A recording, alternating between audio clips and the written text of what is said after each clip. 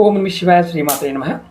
మిత్రులకి శ్రీభిలాషులకి అలాగే నన్ను ఇంతగా ఆదరిస్తున్న యూట్యూబ్ ప్రేక్షకులందరికీ కూడా పేరు పేరు ధన్యవాదాలు.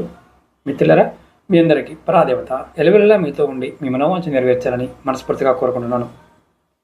ఈరోజు మనం బుధవారం సాయంత్రం రాత్రిపూట పడుకునే ముందు ఒక తేలికైన ఉపాయం చెప్తాను.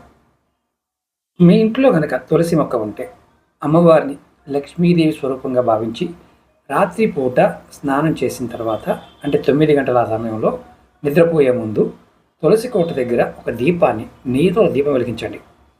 అలాగే తులసి చెట్టుని అంటుకోకుండా ప్రదక్షిణ చేయండి.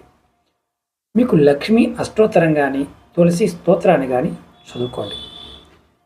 దీనివల్ల మీకు ఆర్థిక సమస్యల నుండి త్వరగా ఉపశమనం పొందుతారు. అలాగే ఇంట్లోకి ధన ప్రవాహం పెరగడానికి సహాయపడుతుంది. అలాగే బుధవారం రాత్రి మీరు పడుకునే ముందు పచ్చి పెసలు, మనకి మామూలుగా పొట్టి తీని పెసలు ఉంటాయి, ఇంట్లో ఉంటే కనుక వాటిని నానబెట్టండి. ఒక గుప్పిడు నానబెట్టి ఉదయాన్నే పక్షులకి, పావురాలకి, ఆవులకి వీలైనంత వరకు ఆహారంగా పెట్టండి. రాత్రి పడుకునే ముందు మీ తలగడి కింద, దిండు కింద కొద్దిగా పచ్చి పెసలు ఒక గుడ్డలో కట్టి మూటగా కట్టి ఉదయాన్నే ఆ పెసల్ని పారే నీటిలో వేయండి. ఇలా చేయటం వల్ల మీకు బుధుడు యొక్క అనుగ్రహం పొందుతారు. ఇది ప్రతి బుధవారం చేయవచ్చు.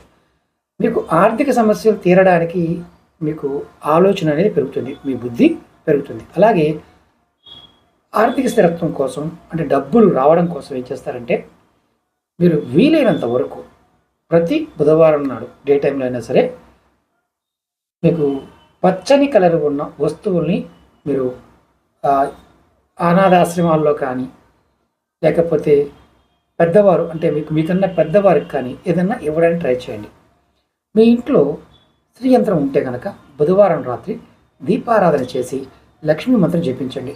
మీకు ఆర్థికమైన చక్కని ఆ తోడ్పాటుతో పాటు మీ మనసుకి సరైన దిశానిర్దేశం కలుగుతుంది. ఇది శ్రావణ మాసంలో బుధవారం నాడు రాత్రిపూట చేయవలసిన పరిహారం. అలాగే మీకు ఈ వీడియో నచ్చినట్లయితే లైక్ చేయండి, ఛానల్ని సబ్స్క్రైబ్ చేసుకోండి, పక్కనే ఉన్న గంట సింబల్ని యాక్టివేట్ చేసుకొని 10 మంది మిత్రులకి ఈ వీడియోని షేర్ చేయండి. ఓం నమః శివాయ శ్రీమాత్రే నమః.